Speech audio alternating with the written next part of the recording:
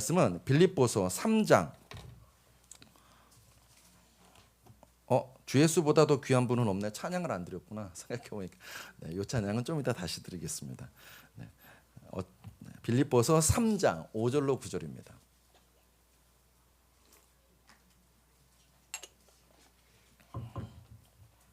빌립보서 3장 5절로 9절입니다.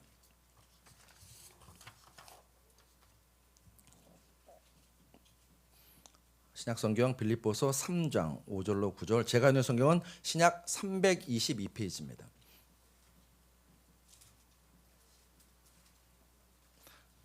다 찾으셨나요? 네, 아멘. 아멘.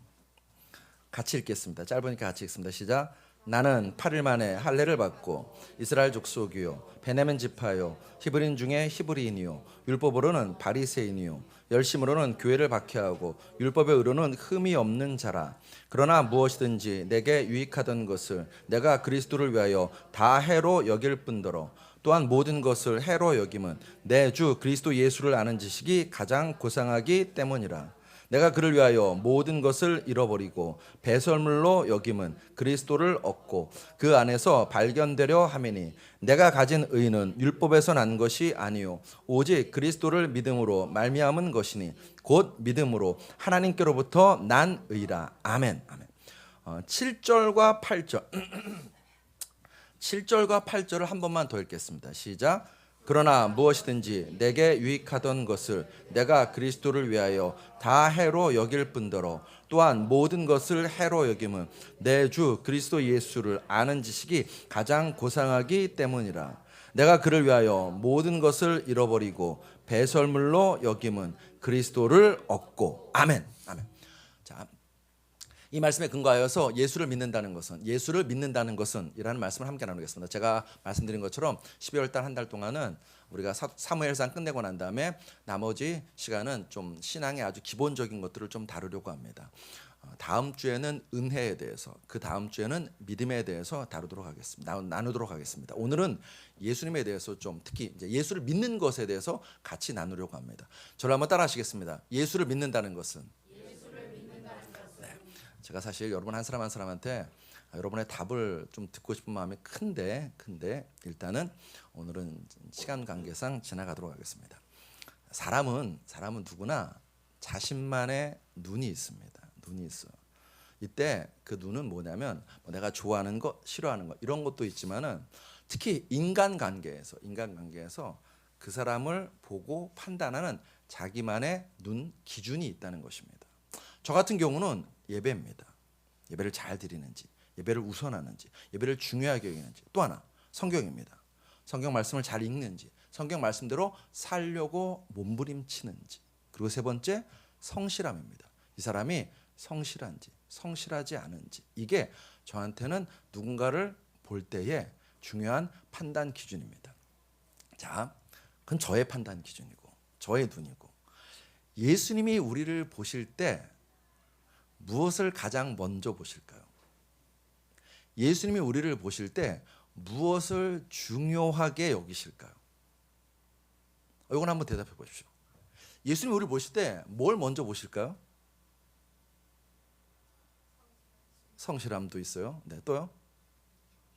중심도 있어요. 맞아요. 중심도 있어요. 또요? 믿음도 있습니다. 복음서를 읽어보면 우리 나창수 형제님 되게 잘해주셨는데, 복음서를 읽어보면 예수님이 사람을 만날 때, 특히 병자를 치유할 때, 기적을 행하실 때 가장 먼저 보신 게 뭐냐면 그 사람의 믿음이에요. 그러니까 예수님이 사람을 볼 때 믿음을 보세요. 또 하나 보시는 게 있어요. 또 하나 성경에 보면 사람을 볼 때 또 하나 보시는 게 있어요. 그게 뭐냐면 돈입니다. 돈이에요. 마태복음 6장 21절에 내 보물이 있는 그곳에는 내 마음도 있느니라. 아까 중심 나왔죠. 여러분과 저의 중심을 보세요. 하나님이 보시는데 그 중심을 어떻게 보시냐면 물질로 판단하신다는 것입니다. 예수님이 우리의 돈 씀씀이를 보세요. 아닌 것 같습니까? 마가복음 12장 41절. 예수께서 헌금함을 대하여 앉으사 무리가 어떻게 헌금함에 돈 넣는가를 보실세. 이때 이 보실새는 헬라어로 에데오레이라는 단어입니다. 이 에데오레이라는 단어가 우리말 번역이 좀 아쉬운데 그냥 본다는 의미가 아닙니다. 이 에데오레이는 주의 깊게 보는 거예요. 주의 깊게. 심사숙고하면서 바라보는 것. 이게 에데오레이입니다. 예수님께서 저 뒤에 헌금함에 앉으시는 거예요. 앉으시고서는 여러분이 저기 헌금함 넣을 때마다 헌금 드릴 때마다 주의 깊게 보세요. 심사숙고하세요. 아주 쉽게 얘기하면요. 엑스레이를 가지고 이 사람이 헌금을 얼마 넣었나를 보신다는 거예요. 은혜가 안 되죠. 여러분 은혜가 안 돼요. 근데 말씀은 그래요. 말씀은 그래요. 예수님 왜 이렇게 하실까요? 그 사람이 돈을 어디에 어떻게 쓰는지를 보면 그 사람이 중요하게 여기는 가치가 무엇인지를 알 수 있기 때문입니다. 다시요. 그 사람이 돈을 어디에 어떻게 쓰는지를 보면 그 사람이 자기의 인생에서 중요하게 여기는 가치가 무엇인지를 알 수 있습니다. 그러니까 여러분 사람을 볼 때에 우리가 반드시 봐야 될 두 가지가 있습니다. 첫 번째는 그 사람이 시간을 어떻게 쓰는지를 지켜보셔야 됩니다. 그러면 그 사람을 좀 알 수 있습니다.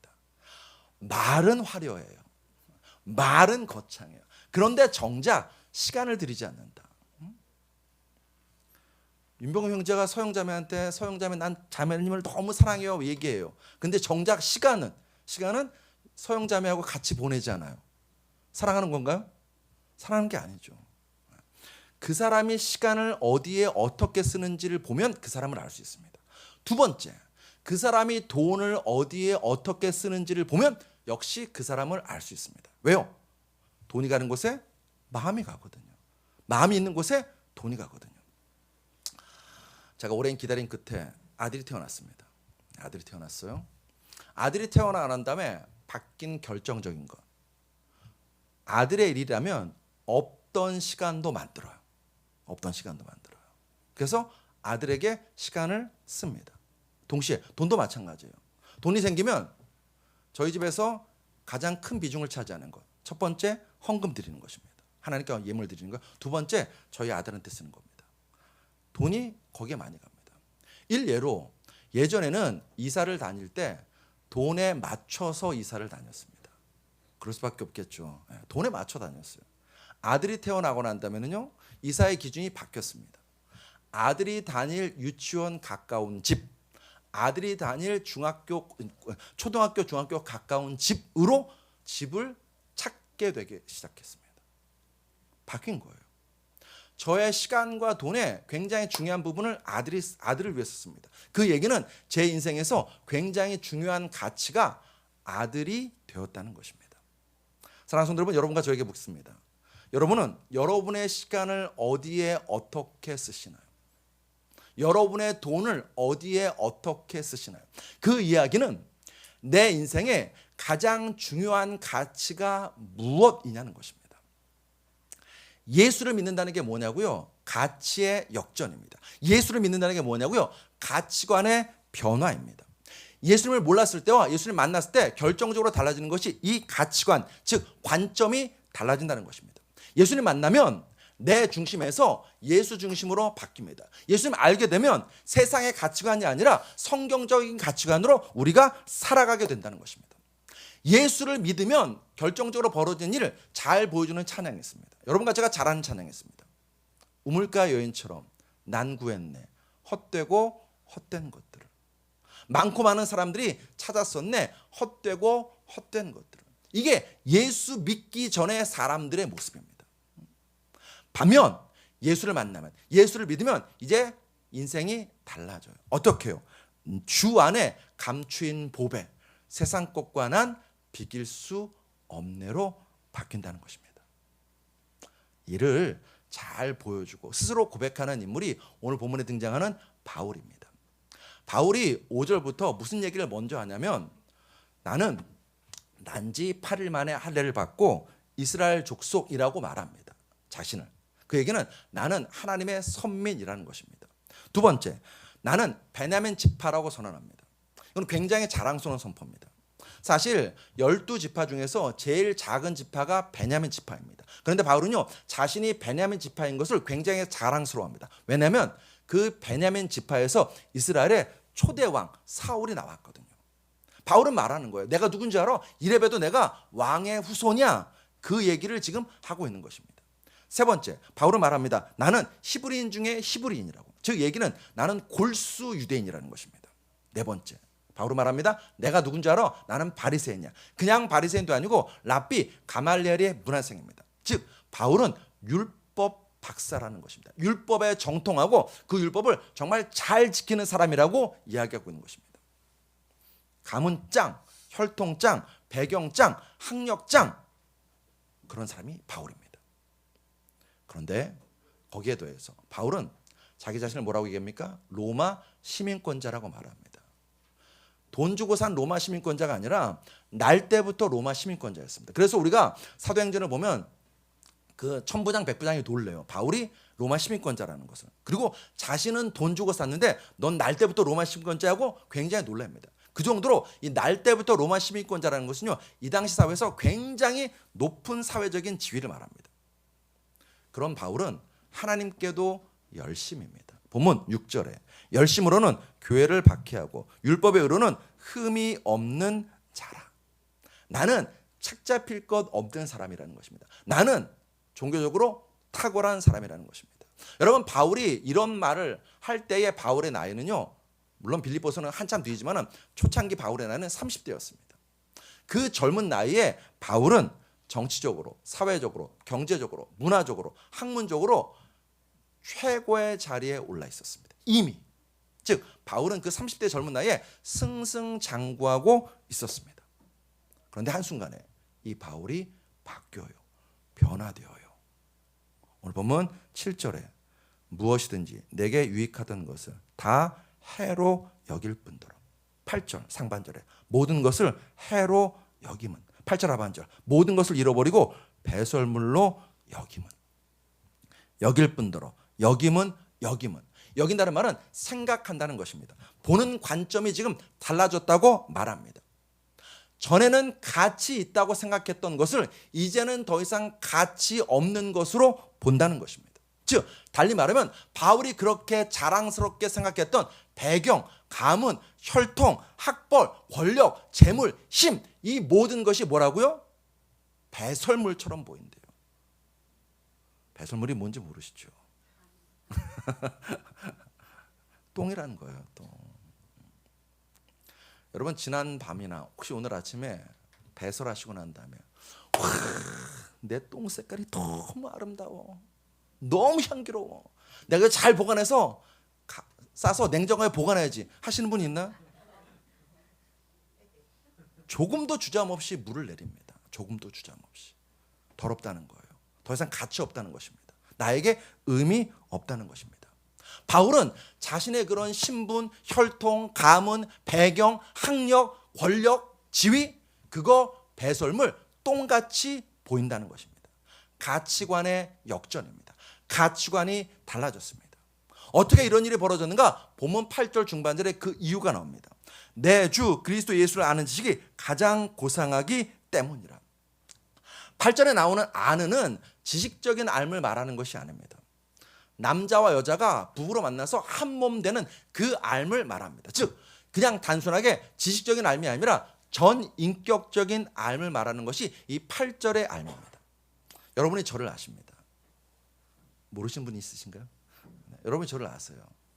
이름이 뭔지, 학력이 뭔지, 어디 사는지. 네. 이 앞에 자리 있습니다. 네. 이 앞에 자리 있어요. 네. 그 다음에 어디서 사역을 했는지 또는 뭐 결혼을 했는지 이런 것들 여러분이 잘 아십니다. 그것은 그냥 지식적인 알입니다. 지식적인 알. 저를 누구보다 제일 잘 아는 사람은 제 아내입니다. 제 아내입니다. 저를 전인격적으로 아는 것입니다. 바울은 지금 자신이 예수님을 그냥 머리로 아는 것이 아니라 전인격적으로 안다고 고백합니다. 바울은 예수님과 만난 거예요. 만난 거예요. 바울은 예수님과 동행하는 것입니다. 바울은 예수님과 연합하여 사는 것입니다. 바울은 예수님과 마음과 마음이 통하는 삶을 살고 있는 것입니다. 예수를 만난 체험이 자신이 이전에 중요하게 여겼던 것들을 배설물 똥으로 여기게 만들었다는 것입니다. 예수를 만나고 난 다음에 바울로 하여금 오직 예수로 살게 만든 것입니다. 그래서 바울은 오늘 본문에서 외쳐요. 8절. 내 주 그리스도 예수를 아는 지식이 가장 고상하다고. 가장 고상하다. 고린도후서 7장 4장 7절에서는요. 이건 우리 같이 읽어볼까요? 시작. 우리가 이 보배를 질그릇에 가졌으니 이는 능력의 힘이 큰 것이 하나님께 있고 우리에게 있지 아니함을 알게 하려 함이라. 질그릇은 누군가요? 질그릇은 우리예요. 보배는요? 예수님. 바울이 고백해요. 이 질그릇 같은 내 인생에 보배 대신 예수님이 찾아와서 함께 하신다. 바울의 인생에 예수님은 보배입니다. 바울의 인생에 예수님은요 가장 가치 있는, 아니 전부인 분이십니다. 그래서 예수 외의 것이 바울에게는 이제 다 배설물, 똥으로 보인다는 것입니다. 사랑하는 성도 여러분, 예수 외의 것이 똥으로 보이나요? 아직은 아닌 것 같아요. 그게 솔직한 고백이죠. 아직은 아닌 것 같아요.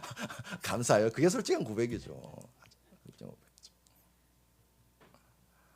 내가 중요하게 여는 것들이 많죠. 많아요. 그런 측면에서 여러분과 제가 자기 스스로한테 물어봤으면 좋겠습니다. 나는 내 시간을 어디에 쓰고 있는지, 나는 내 물질을 어디에 쓰고 있는지. 몇 년 전에 제가 한번 드린 얘기 또 드리고 싶습니다. 오대식 목사님이라고 계십니다. 일본에 선교사로 하시고 지금은 이제 우리나라에 들어와서 목회하시는 분이신데, 이분이 일본에 선교할 때 자기 교회 말고 어떤 교회 가서 설교할 기회가 생겼습니다. 말씀을 전하기 전에 특송 순서가 되었습니다. 남자 셋이 나와서 특송하려고 섰는데 누가 봐도 야구자예요. 근데 너무너무 아름답게 하나님을 찬양하는 것입니다. 찬송이 다 끝나고 난 다음에 그 세 사람 중에 한 사람이 인사를 하는 것입니다. 이렇게 인사해요. 저희 세 사람은 보시는 것처럼 첫째, 야구자입니다. 야구자였습니다. 두 번째, 저희 세 사람은 공통점이 있는데 셋 다 아내가 한국 사람입니다. 세 번째 하더니 왼손을 들어 올렸어요. 들어 올렸더니 뭐가 없느냐? 새끼손가락이 없어요. 새끼손가락. 셋 다. 야구자였어요. 그런데 복음을 들었습니다. 예수님 만났습니다. 그 감격에 워서 이 세 사람은 자기 야구자 보스에게 말해요. 우리가 예수를 만났다고. 예수를 섬기고 싶다고. 맨 처음에는 그 보스가 믿지 않았죠. 그런데 이 세 사람이 진심인 거예요. 그때 이 보스는 전체 야구자원들을 다 불러 모읍니다. 불러 모으고 그 자리에서 이 세 사람이 예수를 믿는단다. 그리고서는 탁자 위에 칼을 하나 놓았습니다. 이 세 사람은 조금도 주저함 없이 자신들이 예수 믿기 위해서 새끼손가락을 잘라내고 그 야구자 조직에서 나왔습니다. 여러분과 제가 예수를 믿습니다. 그 얘기는 가치관의 변화입니다. 분명 가치관이 변해요. 예수가 정말 내 인생의 보배인 것 알아요. 그런데 혹시 우리가 아직 잘라내지 못한 것이 있지 않을까요? 예수님이 내 인생의 보배이시고 내 인생의 전부라고 우리가 고백하는데 정작 그러면서 내가 혹시 아직도 잘라내지 못하는, 똥으로 여기면서 여기지 못하는 그것이 있냐는 것입니다. 즉 여러분과 제가 예수를 믿는다고 하면서 하나님과 세상을 겸하여 여전히 섬기고 있는 것은 아니라는 것입니다. 우리가 예수를 만났습니다. 아멘 하셔야죠. 우리가 예수님을 사랑합니다. 우리가 예수님을 따릅니다. 우리가 마음으로는 오직 예수로 살기 원해요. 그런데 아까 솔직한 고백처럼 그럼에도 내 인생 가운데 아직 잘라내지 못하는 것들이 있어요. 왜 그럴까? 왜 그럴까? 예수님께서 십자가 지시기 전에 마가다락방에서 마지막으로 기도를 올리셨습니다. 그 중에 한 대목을 여러분하고 같이 좀 읽어보겠습니다. 요한복음 17장 24절입니다. 같이 읽어보겠습니다. 시작. 아버지여 내게 주신 자도 나 있는 곳에 나와 함께 있어 아버지께서 창세 전부터 나를 사랑하심으로 내게 주신 나의 영광을 그들도 보게 하시기를 원하옵나이다. 아멘. 예수님이 이런 기도 올리세요. 아버지, 장차 이 기도는요 누구를 위한 기도냐면 여러분과 저를 위한 기도예요. 여러분과 저를 위한 기도. 예수님이 마지막 기도할 때 뭐 제자들을 위한 기도가 있고 예수님을 위한 기도가 있거든요. 요한복음에 보면 예수님을 위한 기도가 있고 제자를 위한 기도가 있는데 마지막으로 여러분과 저를 위한 기도를 올리세요. 장차 예수 믿을 자들을 위한 기도를 올리세요. 그 대목인데 뭐라고 기도하시냐면 내게 주신 나의 영광을 그들도 여러분과 저도 보게 해달라고 기도하십니다. 기도하십니다. 십자가 지기 전 이런 기도를 올리세요. 그리스도인 될 자들이 아버지 하나님 그리스도 예수의 영광을 보게 해달라고 기도하셨습니다. 여러분 예수님이 왜 이런 기도를 올리셨을까요? 고린도후서 4장 4절에 그 답이 있습니다. 우리 같이 읽겠습니다. 시작.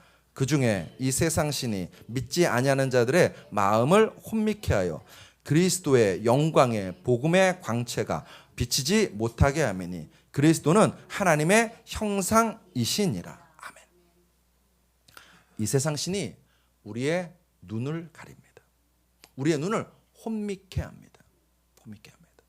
조금 문학적인 표현으로 하면은 여러분과 저로 하여금 금빛에 취해서 별빛의 아름다움을 보지 못하게 합니다.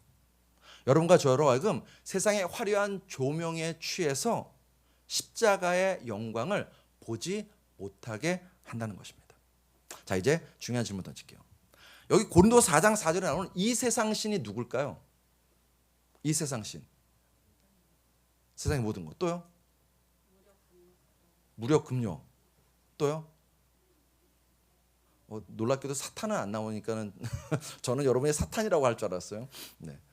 근데 여기서 말하는 이 세상 신. 사탄, 마귀보다 더 무서운 이 세상 신이 있습니다. 돈이에요. 재물이에요.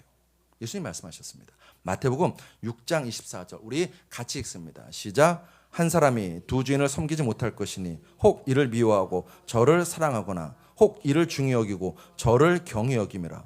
너희가 하나님과 재물을 겸하여 섬기지 못하느니라. 아멘. 예수님께서 하나님과 견줄 자로 누구를 지금 이야기하시냐면요. 재물을 이야기하세요. 돈을 이야기하세요. 하나님과 여러분과 저의 인생에 하나님과 동급이 될 자가 있는데 그게 누구냐면 돈이라는 것입니다. 돈이라는 거예요. 우리 아까 말씀드린 무력, 금욕 그거예요. 그겁니다. 돈이 세상의 신입니다. 이거는 예수님만 말씀하신 것이 아닙니다. 앰브로스 비어스라는 분이 이런 얘기했습니다. 돈은 전능한 신이다. 리차드 포스터 20세기의 굉장히 위대한 영성학자인 리차드 포스터도 돈이 하나님께 드려야 할 충성심과 신뢰를 요구하기 때문에 우리 마음속에서 하나님과 경쟁하는 신의 역할을 한다. 우리 마음속에서 경쟁하는 라이벌 신이 있는데 그게 뭐냐면 하나님과 라이벌 신이 있는데 그게 돈이라는 거예요. 알란 카페터라는 미국 선교사도 말합니다. 진정한 회심은 가슴의 회심, 정신의 회심, 지갑의 회심이다. 잠깐 딴 데로 쓰면 이 말을 진정한 회심은 마음의 가슴의 회심, 정신의 회심, 지갑의 회심이다. 이 말이 어떻게 알려졌냐면 마르틴 루터가 한 말이라고 많이 알려져 있습니다. 많이 알려져 있어요. 그런데 찾아보면은 사실 마르틴 루터가 한 말이 아니라 이 알란 카페터라는 선교사가 한 말입니다. 진정한 회심은 가슴의 회심, 정신의 회심, 지갑의 회심이다. 여러분의 지갑이 회심하셨나요? 아무도 아멘을 안 하시는데 큰일인데. 갈빈이 이런 말을 했습니다. 인간의 마음은 끊임없이 우상을 만들어내는 우상 제조 공장이다. 이 마음 가운데 우상이 있다는 거예요. 끊임없이 우리가 우상을 만들어낸대요.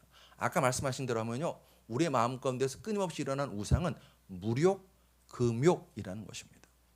우리의 우상은 돈이라는 것입니다. 돈이 이 세상을 지배합니다. 돈이 나를 지배합니다. 돈이 나라도 지배하고 가정도 지배합니다. 심지어 돈이 교회도 지배합니다. 돈 때문에 목회자가 타락합니다. 돈 때문에 교회 안에서 분쟁이 일어납니다. 돈 때문에 교회 안에서 서슴지 않고 세습도 일어납니다. 코튼 매더라는 분이 굉장히 중요한 이야기를 했습니다. 종교가 번영을 낳았고 그 딸이 어머니를 파괴했다. 이해되세요, 이 말? 다시요. 종교가 조금 더 범위를 죽이면 이 사람이 말하는 종교는 교회거든요. 교회가 번영을 낳았고 그 딸이 어머니를 파괴했다. 이 말은요, 기독교 역사를 딱 한 줄로 정리한 굉장히 명문장입니다. 여러분 보세요. 복음이 들어간 나라마다 그 나라가 부강해요. 잘 돼요.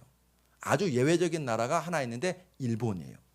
일본 빼고 지난 2000년 역사를 보면은 복음이 들어간 나라마다 부강해집니다. 부요해집니다. 교회가 세워진 곳마다 사람들이 잘 살게 됩니다. 그게 지난 2000년 역사가 증명하는 바입니다. 종교가 번영을 낳았어요. 우리 정정이 아까 문장 거 다시 띄워주실래요? 종교가 번영을 낳았어요. 교회가 부를 낳았습니다. 풍요를 가져왔습니다. 교회가 낳은 딸이 풍요, 번영이에요. 근데 그 풍요, 번영이라는 그 딸이 누구를 파괴했대요? 어머니, 교회를 파괴했다는 것입니다. 교회를 파괴했다. 여러분과 제가 물질에 눈이 어두워지면 이거 좀 더 개인적으로 적용하면요. 물질에 눈이 어두워지면 그 물질이 내 신앙을 파괴한다는 이야기입니다. 사랑하는 성도 여러분, 하나님과 돈 중에서 누가 나의 신입니까? 오늘 나에게 최고로 보배로운 분은 누구이십니까? 여러분과 저의 인생에서 가장 중요한 가치는 누구이십니까? 조지 베버리 쉐어라는 이름을 들어보셨을 거예요. 조지 베버리 쉐어. 1909년 캐나다 온타리오의 가난한 목수의 아들로 태어난 사람입니다. 그는 노래를 좋아했어요. 또 노래도 너무 잘했습니다. 그래서 대학에 들어가서 이 성악을 전공하고 싶었는데 너무 가난해서 또 그 당시에 미국의 경제 대공황이 몰아닥치면서 더 이상 학업을 이어나갈 수 없었습니다. 결국 조지는 보험회사 직원이 됩니다. 그러면서도 노래에 대한 꿈을 잃지 않고 있었는데 1931년 라디오 공개방송에서 노래를 할 기회를 얻었어요. 공개방송 아마 무슨 경연 같은 데 나갔는지 거기서 노래를 하게 되었습니다. 근데 그의 노래가 순식간에 대중을 사로잡았습니다. 그의 깊고 아름다운 바리톤 목소리가요, 수많은 대중을 열광하게 만들었습니다. 방송사에서 연락이 왔습니다. 조지한테. 우리랑 전속 계약을 맺자고. 요즘은 기획사에서 전속 계약을 맺잖아요. 나이가 있으신 분들은 기억나실 거예요. 옛날에는 뭐 그 배우들이 TBC 1기, 2기 뭐 이렇게, 이거 고개 끄덕이시는 분들은 이제 연식이 좀 되신 분들인 거. 뭐 그런 식으로 방송사 소속이었었습니다. 방송 소속이었어요. 조지에게 방송사들이 달려들었습니다. 그 중에서 제일 적극적으로 대시한 곳이 어디냐면 미국의 그 유명한 방송국이 MBC 방송국이었어요. 그 정도로 조지의 실력이 탁월했습니다. 미국 MBC 방송국은 거액을 줄 테니까 우리랑 계약하고 전속 계약을 맺자고 했습니다. 그리고 앨범을 내자고. 그러니까 쉽게 얘기하면 가요 같은 걸 이제 내자는 거예요. 조지가 고민이 되었어요. 기쁘기보다 고민이 되었습니다. 이걸 할까 말까 고민되었습니다. 그때 어머니가 즐겨 읽으시던 성시 하나가 자기 눈에 들어왔어요. 그 성시는 어머니의 신앙 고백인 동시에 자기의 마음 같은 거예요. 그 자리에서 조지는 곡을 붙입니다. 그게 뭐냐면 찬송가 94장. 주 예수보다도 귀한 것은 없네. 이 찬양입니다. 며칠 후 MBC 방송국에서 다시 전화가 왔어요. 결심했냐? 우리랑 계약하자. 그때 조지는 이렇게 말합니다. 죄송합니다. 저는 세상의 부귀 영화를 위해 살지 않고 오직 하나님의 영광을 위해 살기로 했습니다. 그리고 하나님이 주신 재능을 주님만을 위해 사용하기로 결심했습니다. 그 후 조지는 빌리그람 목사를 만납니다. 만나서 빌리그람 목사님이 설교한 그 앞에 먼저 찬양하는 사람으로 사역을 하는 그런 찬양 사역자로 평생을 헌신합니다. 백발의 나이가 되었어도 그의 마음은 변치 않았어요. 주 예수보다 더 귀한 것은 없다는 그 마음 변치 않았습니다. 그가 백발이 되었을 때 네덜란드 암스테르담 가서 찬송을 할 기회가 생겼습니다. 그가 단에 서자 수많은 성도들이 박수했습니다. 그때 조지는 고백합니다. 그 백발의 조지는 박수가 감사합니다마는 나는 예수가 더 좋습니다. 예수가 더 좋습니다. 사랑하는 성도 여러분, 나는 무엇이 더 좋은가요? 무엇이 더 가치가 있나요? 무엇이 내 인생의 전부인가요? 제가 설교 조금만 더 길게 해도 되나요? 아닌가요? 주로 이쪽에서 이쪽 부분만 얘기해야 되나? 제가 원고에 없는 얘기 할까 말까 하다가 고민한 얘기. 여러분한테 물어볼게요. 조수미 씨 아시나요? 조수미 씨 다 아세요? 다 아시죠? 조수미 다 아세요. 박종호 씨는 아시나요? 갑자기 소리가 줄어들었어요. 여기 몇 분 아시고 이쪽은 잘 모르시는 것 같고. 조수미 씨하고 박종호 씨는 동문이에요. 선화예고 같이 다니고 서울대 성악과를 같이 다녔습니다. 누가 더 탁월했을까요? 자, 이렇게 물어보면 의도가 있는 거죠. 조수미 씨가 탁월했을까요? 박종호 씨가 더 탁월했을까요? 박종호 씨가 훨씬 탁월했습니다. 서울대 성악과 다닐 때 전과목 A를 맞을 정도로 굉장히 탁월한 성악가였습니다. 근데 박종호 씨는 조지랑 같은 마음이었어요. 주 예수보다 더 귀한 것은 없지. 내가 이 입술로 하나님이 나에게 주신 이 재능으로 하나님을 찬양해야지. 인생을 바꿔요. 그리고서는 하나님을 찬양하는 아름다운 찬양곡들을 계속해서 냅니다. 저는 어릴 때 그 박종호 씨 찬양 들으면서 자랐거든요. 여러분 혹시 궁금하시면 지금도 그분은요 활동하세요. 이제 막 크게 열심히 대중적으로 활동하시기보다는 유튜브에 자기 이제 유튜브 개설해서 그 나이 많으신 분이 지금도 여전히 찬송가를 찬양하시면서 거기 올립니다. 꼭 들어보십시오. 젊을 때 불렀던 찬양은 지금도 많은 분들에게 사랑받는 귀한 찬양입니다. 조수미 씨하고 박종호 씨, 여러분 제가 그렇다고 조수미 씨가 잘못된 길을 가고 있다고 얘기하는 게 아닌 건 아시죠? 분명 하나님께서 이 두 사람에게 귀한 재능을 주셨습니다. 근데 박종호 씨는 결단했어요. 내가 만난 예수가 너무너무 좋은 거예요. 내가 만난 예수가 내 인생에 가장 보배로우신 분인 거예요. 그래서 자기에게 주어진 그 귀한 재능을 그 예수를 찬양하는 데 쓴 것입니다. 제가 한 사람만 더 얘기할까요? 이분은 실명을 밝히지 않겠습니다. 지금 활동하고 있는 분이기 때문에. 한동안 우리나라 그 교계 안에 아주 큰 반향을 불러일으킨 찬양 사역자 한 분이 있었습니다. 저도 그분 이렇게 직접 찬양하는 거 듣고 또 인터넷에서 찬양을 찾아 듣기도 할 정도로 굉장히 찬양을 잘하는 분이었습니다. 많은 교회들 찾아다니면서 이분이 찬양했습니다. 굉장히 제가 알고 있기로는 거액을 받고 이렇게 교회들마다 또는 집회마다 다니면서 찬양했습니다. 이분이 차라리 그런 말을 하지는 않았으면 좋았을 텐데 무슨 말을 했냐면 나는 하나님만 찬양하겠다고 얘기를 했습니다. 근데 어느 날부터 방송에 나오더라고요. 방송에 나와서 가요를 너무 열심히 부르시는 거예요. 제가 좀 마음이 되게 안 좋았습니다. 여러분과 저의 삶 가운데서 사랑하는 성도 여러분 묻고 싶습니다. 우리는 예수님 만났습니다. 예수님 사랑합니다. 예수님이 내 인생의 전부이시라고 고백합니다. 고백해요. 근데 아까 어느 분의 고백처럼 그럼에도 불구하고 사실은 또 하나 이것도 있어야 돼 라는 마음이 우리 안에서 끊임없이 일어나는 게 사실입니다. 사실이에요. 그런데 우리가 끊임없이 새끼손가락을 잘라내는 일을 하고 있냐는 것입니다. 내 인생에 진짜 주 예수가 가장 귀한 분이라고 고백하면서 그런 삶을 향해서 우리가 나아가고 있냐는 것입니다. 아니면 어쩔 수 없어. 세상 사는데 어쩔 수 없지. 이것도 하고 저것도 필요해. 적당히 타협하면서 살고 있지는 않냐는 것입니다.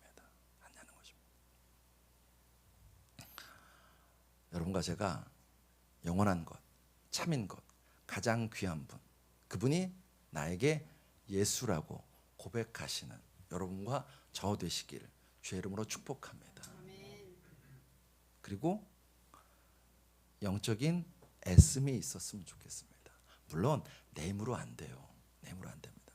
당장 살아가다 보면요, 아이 학원비가 필요한 게 우리의 솔직한 현실입니다. 전세 말고 월세 말고 전세 살고 싶고, 전세 말고 자가 살고 싶은 것이, 자가 살면은 20평짜리 말고 30평짜리 살고 싶은 것이 우리의 솔직한 마음입니다. 그런데 그 마음을 잘라내는 일 내 힘으로 안 됩니다. 은혜 받으셔야 됩니다.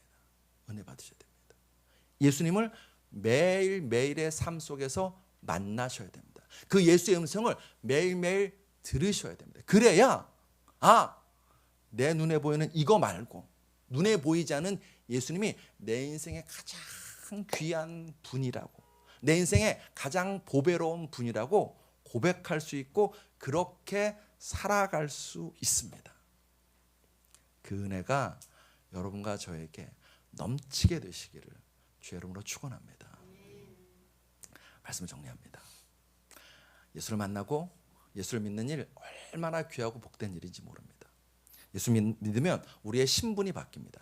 죄인에서 하나님의 자녀로 신분이 바뀝니다. 예수 믿으면 우리의 이름이 바뀝니다. 빌어먹다 죽을 놈에서 그리스도인으로 우리의 이름이 바뀝니다. 예수 믿으면 우리의 관계도 바뀝니다. 나 중심에서 샬롬의 평화로 우리의 관계가 바뀝니다. 예수 믿으면 우리의 미래도 바뀝니다. 지옥에서 하나님 나라로 우리의 미래가 바뀝니다. 예수 믿으면 우리의 기쁨도 바뀝니다. 세상 부귀영화에서 십자가 복음으로 우리의 기쁨이 바뀝니다. 그리고 예수 믿으면 결정적으로 우리의 가치관이 바뀌어요. 내가 중요하다고, 세상이 중요하다고 말하는 그것이 배설물로 보이고, 예수가 가장 보배로운 분임을, 가장 가치 있는 분임을 깨닫게 되는 은혜가 여러분과 저에게 풍성하게 넘칠 줄로 믿습니다. 사랑하는 성도 여러분, 교회 한 발, 세상에 한 발, 양다리 걸친 인생 살지 마십시다. 하나님이 살아계시다면, 예수님이 진짜 내 인생의 구주이시라면 오직 예수로 살아가십시다. 예수 믿는 삶이 얼마나 귀하고 복된지 12제자는, 사도 바울은, 초대교회 성도들은 사자굴에 던져지고 카타콤 그 굴에서 숨어 살아야 되고, 모든 사회생활이 끊겨나가고 굶고 춥고 헐벗음에도 불구하고 이렇게 고백했습니다. 본문 7절로 8절 우리 같이 나의 신앙 고백으로 삼고 고백하시겠습니다. 시작. 그러나 무엇이든지 내게 유익하던 것을 내가 그리스도를 위하여 다 해로 여길 뿐더러, 또한 모든 것을 해로 여김은 내 주 그리스도 예수를 아는 지식이 가장 고상하기 때문이라. 내가 그를 위하여 모든 것을 잃어버리고 배설물로 여김은 그리스도를 얻고, 아멘, 그리스도를 얻는 그 은혜가 날마다 넘치게 되시기를 주의 이름으로 축복합니다. 기도하시겠습니다. 찬양팀 나와주시겠습니까? 아버지 하나님, 참 감사드립니다. 예수를 믿는 은혜를 우리에게 부어주시오니 참 감사드립니다. 일상의 삶 가운데서 예수 만나고 예수와 동행하고 예수와 늘 함께 살아가는 참된 그리스도인들 될 수 있도록 역사하여 주시옵소서. 우물가 여인처럼 어느 날 뒤돌아봤더니 내가 헛되고 헛된 것 구했다고 땅을 치며 후회하는 일 없게 하시옵소서. 진실로 내 삶의 모습이 그리스도의 형상으로 날마다 변해가고 성장하고 성숙해지는 은혜가 우리에게 있게 하여 주시옵소서. 예수 그리스도로 감사하며 기도드렸사옵나이다. 아멘 아멘.